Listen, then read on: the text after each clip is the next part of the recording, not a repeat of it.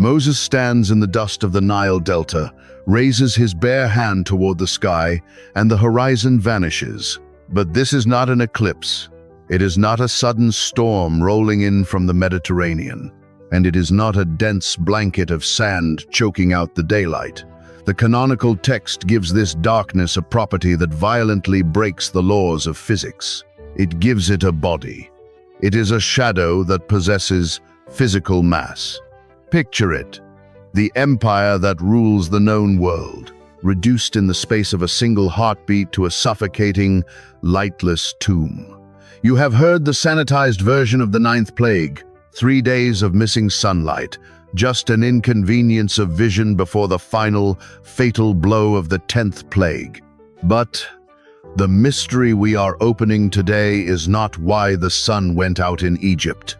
The mystery is what exactly rushed in to fill the vacuum. Watch what the text does. Listen to the King James Version. Exodus chapter 10, verse 21.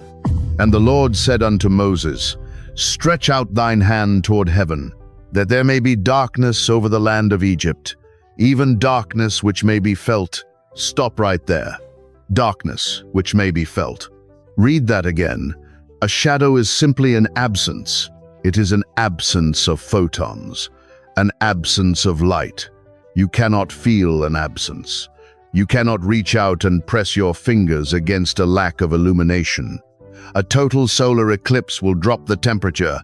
It will confuse the birds, but it will not press against your skin.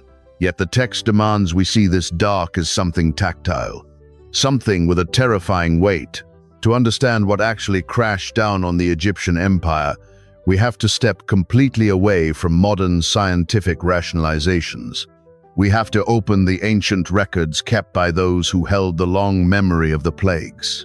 Across this script, we will look at Targums Pseudo-Jonathan, an ancient Aramaic paraphrase of the Torah and the wisdom of Solomon, a deeply haunting Jewish text preserved inside the Apocrypha. These texts do not describe a strange weather event. They describe an invasion. See the scene in the houses of the Egyptians. The laborer stops in the field. The priest of the sun god Ra halts in his temple. The mother freezes in her courtyard.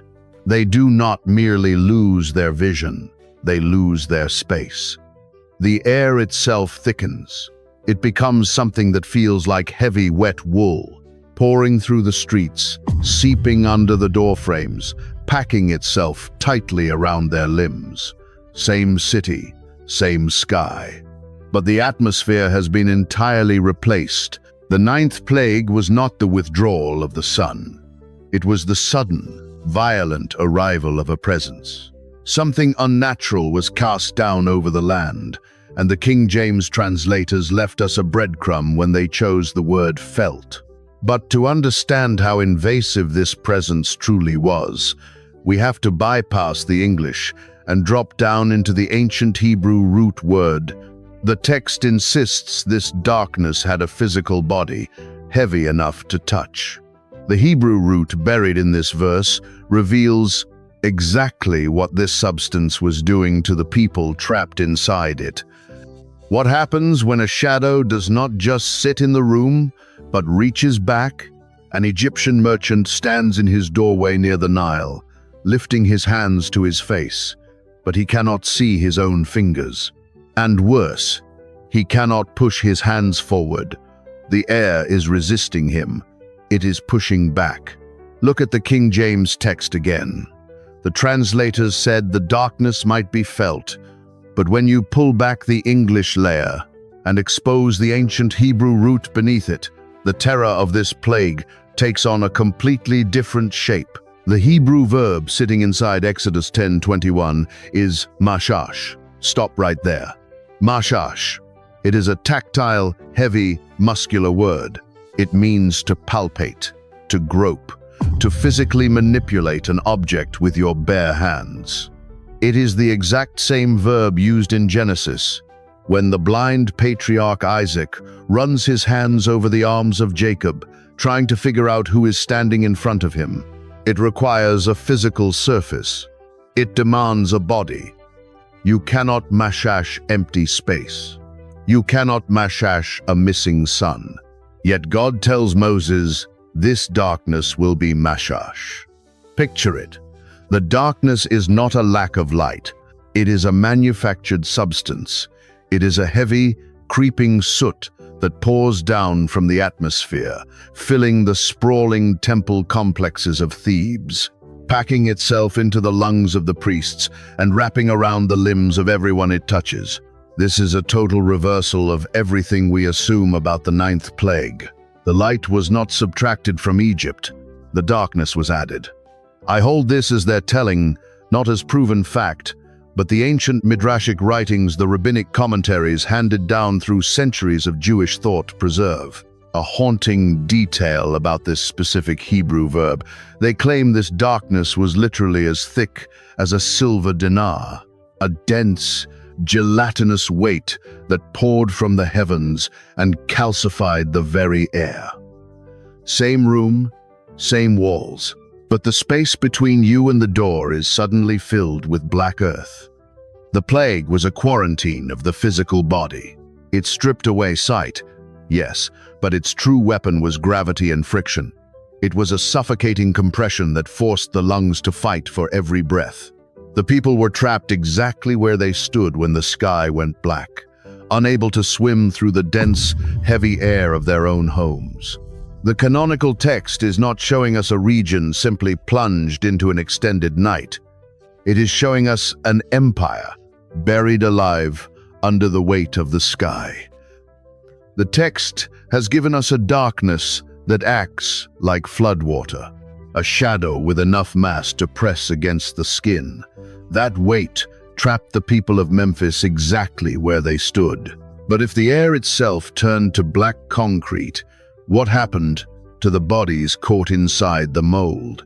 A servant in the sprawling stone courts of Thebes lowers a clay water pitcher to the floor, but he never stands back up.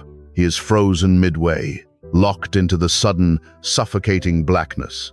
We assume the Egyptians simply stayed inside, waiting out the strange weather by candlelight.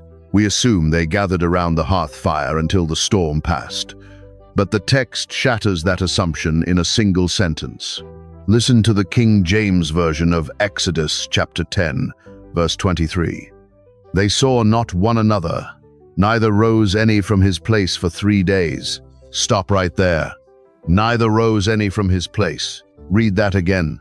We read that and think of simple fear.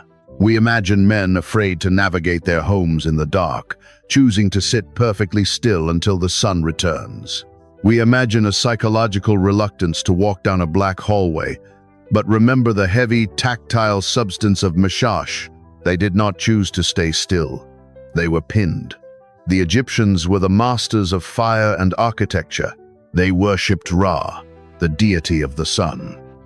If the sky simply went behind a cosmic curtain, they would have sparked a flint. They would have lit the oil lamps sitting right on their tables. But the darkness consumed the fire. The ancient midrashic records claim the density of the plague choked out all artificial flame instantly. No torch could burn inside the heavy weight of it. Same empire, same fire, both extinguished. To see the exact horror of this paralysis, we have to look at Targum, pseudo-Jonathan. I offer it as that, one tradition's record, but it opens up the English text perfectly. The Targum expands this single KJV verse with a terrifying mechanical detail. It records that this was not merely a shadow that blinded them, but a physical cast that seized their muscles. If an Egyptian was sitting when the plague fell, he could not stand up. If he was standing, he could not sit down. If a man was lying on his bed, he could not turn himself over. Picture it, a mother frozen mid-stride across her courtyard, a priest locked on his knees before a silent altar, a soldier immobilized with a spear in his hand. Two postures, two prisons. The darkness acted as a rapid-setting plaster, casting the entire empire exactly as it stood at the moment Moses raised his bare hand. They were entombed alive within their own architecture. The plague turned every home in Egypt into a suffocating sensory deprivation chamber. And here is where the isolation becomes absolute. They could not see the faces of their own children sitting 3 feet away. They could not turn their heads to find the source of a sound. They were trapped alone in the black mold of the dark, unable to move a single finger to defend themselves. 3 days of physical paralysis in absolute, suffocating blackness is a psychological torture of its own. But the ancient texts insist this isolation was only an illusion. Because while the Egyptians could not move, something inside the dark with them was moving very freely. An Egyptian god stands paralyzed at the heavy wooden doors of a Memphis temple. His hands are locked around his spear, the air packed like wet clay against his throat. He cannot see his own feet. He cannot see the marble columns just inches from his face. But then, from the black corners of the sanctuary, a sound begins to drag across the stone. The King James text in Exodus 10 gives us the physical boundaries of the 9th plague. It says the Egyptians saw not one another. It says they could not move. But it says absolutely nothing about what they heard. Read that again. The text removes their sight, but it leaves their hearing perfectly intact. To understand what happened in the suffocating silence of those 3 days, we have to look at the Wisdom of Solomon, an ancient Jewish writing preserved in the Apocrypha that records the psychological inner life of the plagues. It pulls back the veil on the exact moment the physical paralysis set in. Chapter 17 describes the Egyptians as prisoners of darkness and fettered with the bonds of a long night, lay there, exiled from the eternal providence. Sit with that, exiled from providence. The physical weight of the Hebrew mashash pinned them to the floor. But the Wisdom of Solomon reveals that once the empire was cast in the dark mold, the plague began to weaponize their own isolation. Without sight, without the ability to reach out and touch another human being, their minds were left completely undefended. I offer it as that one tradition's record, but it aligns terrifyingly with the reality of a sensory deprivation chamber. The apocryphal record states they were suddenly terrified by noises, as of waters falling down and sad visions appearing to them with heavy, ghostly faces. Picture it. A mother cannot reach her crying child. A husband cannot touch his terrified wife.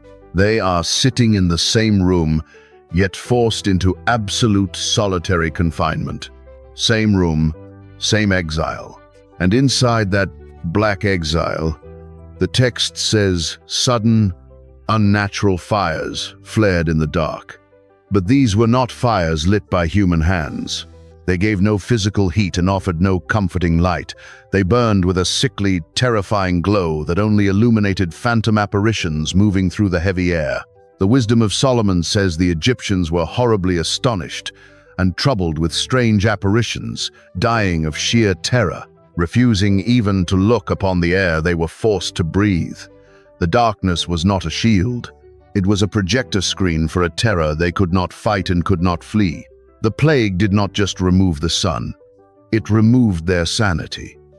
It locked them inside their own architecture and forced them to listen to the sounds of a nightmare bleeding into the waking world. The physical weight of the darkness stripped the empire of its sight and its mobility, turning every home into an isolated tomb. But the ancient records insist the grinding noises and terrifying apparitions were not merely the product of a human mind snapping under pressure. If the phantoms in the dark were not hallucinations, what exactly was walking through the locked doors of Egypt? An Egyptian merchant sits frozen against the mud brick wall of his own bedroom. He cannot turn his head. He cannot see his own knees. But he feels the heavy, damp breath of something huge, exhaling just inches from his face. The King James text of Exodus 10 told us this was darkness which may be felt. We know the physical weight of the Hebrew mashash pinned them to the ground, but the feeling was not just the suffocating pressure of the dense air. It was the terrifying, skin-crawling sensation of being hunted. Listen to how the Wisdom of Solomon chapter 17 records the sounds of the ninth plague. It says the paralyzed Egyptians heard the hissing of serpents and the howling of beasts in their secret places. It describes the deafening sound of massive stones grinding together, the invisible crashing of waterfalls inside dry rooms, and the echoing of heavy footsteps pacing around their beds. Stop right there. The dark was not empty. The dark was heavily populated. I hold this as one reading, not the final word. But the ancient Jewish tradition insists the ninth plague was an orchestrated sensory invasion. The darkness acted as a portal, bleeding the terrors of the unseen world directly into the physical spaces of Egypt. Picture it. You are locked in your own home. The air is thick as wet sand. You cannot reach the flint to strike a fire. And from the corner of your bedroom, you hear the slow, dragging sound of chains sliding across the stone floor. You cannot run. You cannot defend yourself. You cannot even close your eyes to hide, because the dark has already blinded you. Same room, same terror. The King James says in Exodus 10:23, "They saw not one another." The empire was physically blinded, but the apocryphal record suggests they saw things they were never meant to see. It describes sudden, ghostly fires that flared in the blackness, illuminating terrifying, distorted faces. They could not see their own children sitting a few feet away, but they could see the phantoms. Sit with that. Reading, not inventing. The physical world was suspended, and the spiritual world violently overlapped it. The text says the Egyptians were scared with beasts that passed by. But think logically about the physical constraints of the plague. These were not natural lions or cobras wandering in from the Nile. Natural animals would have been just as paralyzed by the heavy, calcified air as the human beings were.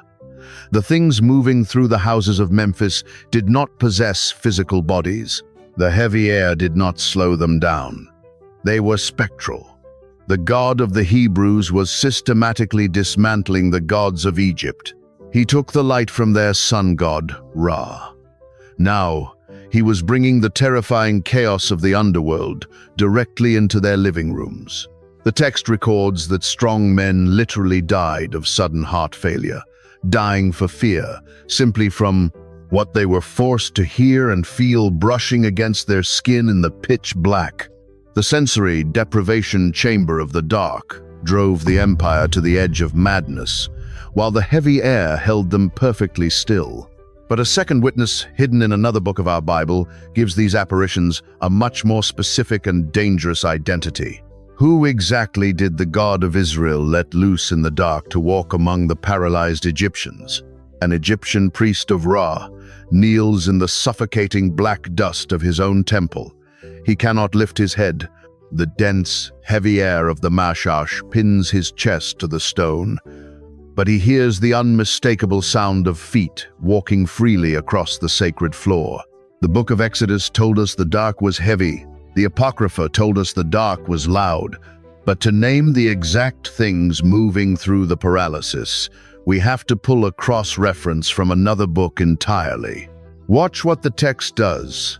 Listen to Psalm chapter 78, verse 49, as the psalmist looks back at the plagues of Egypt. He cast upon them the fierceness of his anger, wrath, and indignation, and trouble, by sending evil angels among them. Stop right there. Evil angels. Read that again. This is not poetic language for a bad storm. Turn the King James English back into the ancient Hebrew, and you find the terrifying phrase malake raim. It translates directly to messengers of evil or destroying spirits. The darkness was not just a sensory prison. It was a holding cell that had been suddenly flooded with hostile, supernatural inmates. Test it the way the Bereans tested everything. But the ancient Jewish framework completely changes how we read this night. In the Book of Jubilees, kept intact by the Ethiopian church, the plagues are not just ecological disasters. They are a spiritual battleground where demonic forces are unleashed. The God of Israel stated clearly that he was executing judgment against the gods of Egypt. He did not just silence the sun god. He weaponized the dark to expose the terrifying reality of the spirits they actually worshipped. Picture it. If you worship the gods of the underworld, the God of heaven will let you meet them. The thick, cast-iron dark was the perfect theater for this judgment. The Egyptian bodies were trapped in the physical mashash, unable to move an inch. But spirit entities are not bound by physical friction. They could glide right through the black, concrete air. They could drag their chains right up to the ears of the paralyzed priests. Same entities, same temples. But the gods of Egypt were suddenly the executioners. The phantoms the wisdom of Solomon described were not hallucinations born of solitary confinement. They were the malake raim, the fallen ones. The spectral entities allowed to roam freely through the suffocating blackness. The Egyptian was glued to his bed by the weight of the shadow. He felt the dark pressing into his lungs. And then he felt the hostile presence of a destroying angel, standing right beside his face, breathing the same heavy air. He was entirely at their mercy. For 3 days, the greatest military power on earth was reduced to blind, paralyzed prey. They sat in the dark and listened to the supernatural world dismantle their sanity. The entire nation of Egypt sat paralyzed in a black, demon-infested prison. But just a few miles away, a border existed that the heavy darkness could not cross. What exactly was illuminating the homes of the Israelites while the rest of the world was buried alive? A Hebrew slave stands at the invisible border of Goshen, reaching his bare hand forward into the unnatural air. On his side of the boundary, his skin is bathed in a warm, golden glow. But inches away, his fingers disappear entirely into a heavy, suffocating wall of black matter. The dense weight of the mashash does not taper off gradually like a fading shadow. It cuts a violent, perfectly straight line through the geography of the delta, as impenetrable as carved stone. Picture the divide. The King James Version delivers the geographic impossibility of this moment in the second half of Exodus chapter 10, verse 23. But all the children of Israel had light in their dwellings. Stop right there. Light in their dwellings. Read that again. Physics dictates that light naturally scatters, bleeding into the dark to illuminate its edges. But this darkness is not an absence of photons. It is a manufactured, physical mold. It acts as a concrete dam, absorbing nothing and reflecting nothing. The border of Goshen is not simply drawn on a map. It is carved vertically into the atmosphere itself. An absolute quarantine separating two nations sharing the same exact valley, same sky, two realities. The Wisdom of Solomon, chapter 18, records the terrifying proximity of this division. It says, the Israelites could actually hear the voices of the Egyptians crying out from the blackness, but they could not see their shapes. They stood in the safety of their own homes and listened to an empire screaming inside a sensory deprivation chamber just miles away. Sit with that. I hold this as their telling, not as proven fact, but the ancient midrashic writings expand the impossible physics of this light even further. Exodus Rabbah records that this was not simply regional sunlight hovering over a single zip code. The sun had been entirely blotted out of the sky. The light in Goshen was a localized, supernatural illumination that behaved with a terrifying intelligence. It did not just fill the region, it filled the individual. The ancient rabbinic record claims that if an Egyptian and an Israelite were standing in the exact same room when the plague fell, the Egyptian was instantly paralyzed in suffocating pitch blackness, while the Israelite was bathed in light. The illumination was tethered to the covenant, not to the sun. The heavy mashash recognized bloodlines. It knew exactly whose lungs to fill with crushing weight and whose to leave perfectly empty. Reading, not inventing. The ninth plague was not an ecological weather event covering a continent. It was a targeted, intelligent entity that locked itself around the oppressors while actively carving out a breathable sanctuary for the oppressed. The God of Israel was not just breaking the Pharaoh's economy or silencing Ra, the deity of the sun. He was demonstrating absolute mastery over the molecular structure of the air. The destroying angels roamed the black plaster of Memphis, but they could not cross the blinding, impossible perimeter of Goshen. The empire sat entombed in their own temples. The slaves stood in the light, listening to the chains dragging through the dark. But if the darkness was a physical body, and the light was a supernatural quarantine, what exactly was Moses pulling down from the heavens when he first raised his hand over the Nile? Go back now to the dust of the Nile Delta. Moses stands with his bare hand raised to the sky. You have pictured this scene 100 times as the sun simply burning out, a sudden cosmic eclipse falling over an ancient empire. But tonight, you know exactly what is pouring from the heavens. It is not an absence of light. It is the heavy, suffocating weight of the mashash. Moses is not turning off the sun. He is pulling down a physical, calcified mold to bury a nation alive in their own homes. He is turning the sprawling, golden temples of Thebes into a pitch-black sensory deprivation chamber. And he is unlocking a door. By casting the empire in black plaster, the God of Israel paralyzed the physical world so the spiritual world could execute its terrifying judgment. The destroying angels walked freely among the frozen priests. The false gods of Egypt were unmasked as the very entities tormenting them in the dark. We know the boundaries of the quarantine. We know the weight of the air. But exactly what the malake raim whispered into the ears of the immobilized pharaohs. The exact shapes the Egyptians saw when the phantom fires flared in the pitch black. The heavy, calcified air of Memphis is still holding the rest. I offer it as that, one tradition's record, not the final word.